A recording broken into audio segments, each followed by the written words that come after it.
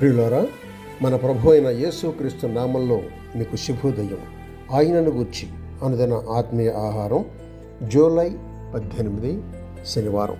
నేటి మన ధ్యాన లేఖనం అపోస్తలుల కార్యములు 4వ అధ్యాయం 23-24 వచనాలు. వారు విడుదల నుండి తమ స్వజనుల యొద్దకు వచ్చి ప్రధాన యాజకులను పెద్దలను తమతో చెప్పిన మాటలన్నిటినీ వారికి తెలిపిరి. వారు విని ఏక మనస్సుతో దేవునికిట్లు బిగ్గరగా మొరపెట్టిరి. వ్యాఖ్యానాంశం: ప్రార్థించే సంఘం 6 లక్షణాలు. వ్యాఖ్యానాంశం: ప్రార్థించే సంఘం 6 లక్షణాలు. అపోస్తలుల కార్యములు 4వ అధ్యాయం 23-25 వచనాల్లో ప్రార్థించే సంఘం యొక్క 6 లక్షణాలు వ్రాసున్నాయి. అవి: 1. ప్రార్థించే సంఘం ప్రార్థనా ప్రాధాన్యతను గుర్తిస్తుంది కనుక ప్రార్థించాలనే తపన దానికై అదే పుడుతుంది. పేతురు యోహానుల్ని నిర్బంధించారు. విడుదలైన వెంటనే యెరూషలేములో ఉన్న క్రైస్తవులతో చేరి దేవుడు తమ పట్ల చేసిన కార్యాలన్నిటినీ వివరించారు. 23వ వచనం. వారు చెప్పిన విషయాలను విశ్వాసులు విన్న తర్వాత ఏం చేశారు? 24వ వచనం చూడండి. వారు ప్రార్థించారు. వారు ప్రార్థనను ప్రాథమికమైన అక్కరగా గుర్తించారు. విశేషం ఏంటంటే అందరికీ అదే తలంపు కలిగింది. ప్రార్థన ఆవశ్యకత మనం గుర్తిస్తున్నామా? సంఘటితంగా ప్రార్థించాలనే కాంక్ష దానికై అదే కలుగుతుందా? 2. ప్రార్థించే సంఘంలో విశ్వాసం యేసు వైపు చూస్తుంది. ఈ విషయం 24వ వచనంలో చూస్తాం. వారు తమ దృష్టిని మనుషులపై నుండి మరల్చారు. ఎదురుగా ఉన్న సమస్యలపై కూడా దృష్టి సారించలేదు. సమస్యను పరిష్కరించగలిగిన, సమస్త పరిస్థితుల్ని తన స్వాధీనంలో ఉంచుకొనగలిగిన ప్రభువుపై దృష్టి పెట్టారు. మనం ఎలాంటి సమస్యలు ఎదుర్కొంటున్నా సరే దేవుడిపైనే మన గురి నిలపాలి. సభలు, బోధకులు, మనుషులు, డబ్బు ఇవేవి కావు. ప్రార్థించే సంఘం దృష్టి ఎప్పుడు దేవునిపైనే ఉంటుంది. ఎందుకంటే ఆయన సార్వభౌముడైన దేవుడు. 24-28 వచనాలు ఈ విషయాన్ని సూచిస్తున్నాయి. 2వది, తనను తాను వెల్లడించుకునే ప్రభు. దేవుడు మాట్లాడాడు అని 25వ వచనం చెప్తుంది. 3వది, చూసే దేవుడు. 29వ వచనంలో ఈ విషయం చూస్తాం. దేవుడు అంతా చూస్తూ ఉన్నాడు. తన ప్రజల ప్రార్థనకు జవాబుగా తన సంకల్పం నెరవేర్చడం కోసం కలగజేసుకోవడానికి ఆయన ఎదురు చూస్తూ ఉన్నాడు.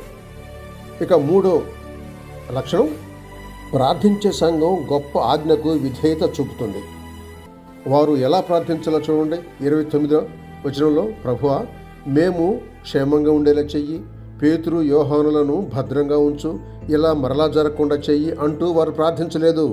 ప్రభు, మేము సువార్త ప్రకటనను కొనసాగించేలా చెయ్యి అంటూ ప్రార్థించారు. మత్తయి సువార్త 28:19 చూడండి.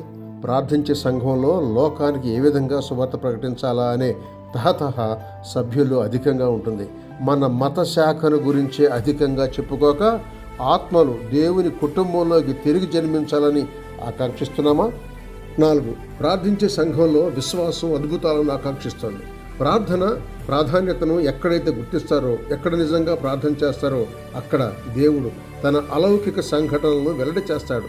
30వ వచనంలోని సూచక క్రియలు, మహత్కార్యాలు గమనించండి. 5వది, ప్రార్థించే సంఘంలో పరిశుద్ధాత్మ తన ఉనికిని, శక్తిని బయలుపరుస్తాడు. వారు ప్రార్థించిన తర్వాత ఏం జరిగింది? 31-33 వచనాలు చూడండి. ప్రార్థించే సంఘంలో ఇలా ఎప్పుడు జరుగుతూనే ఉంటుంది. ప్రజలు వాక్య తాగిడికి లొంగిపోయారు. ఫలితంగా అసంఖ్యాకులు రక్షణ పొందారు. సువార్త ప్రకటన ద్వారా గొప్ప సంగతులు జరిగాయంటే దానికి ముందు దేవుని ప్రజలు ప్రార్థించి ఉంటారు. దానికి జవాబే ఇది. పాపపు ఒప్పుదల, మారు మనసు అనేవి 2 దేవుని వాక్య ప్రకటన ద్వారా జరుగుతాయి. దాని వెనుక సంఘ ప్రార్థన కీలకం. ఇక చివరిగా 6వది, ప్రార్థించే సంఘంలో దేవుని ప్రజల జీవితాల్లో గొప్ప కృప చూడవచ్చు. 33వ వచనంలో కీలక పదం అధిక కృప. కృప అంటే క్రీస్తు పోలిక అని అర్థం. అది 4 రీతుల్లో కనిపిస్తుంది.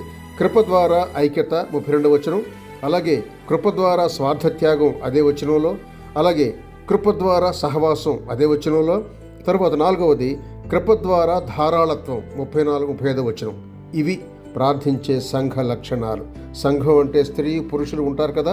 ప్రార్థించే సంఘం అంటే వ్యక్తిగత ప్రార్థన కాదు, సామూహికంగా సంఘమంతా సంఘటితంగా ప్రార్థించడం. మీ సంఘం ప్రార్థించే సంఘంగా ఉండటానికి నీ వంతు పాత్ర నీవు నిర్వర్తిస్తావా? శుభములతో వందనాలు.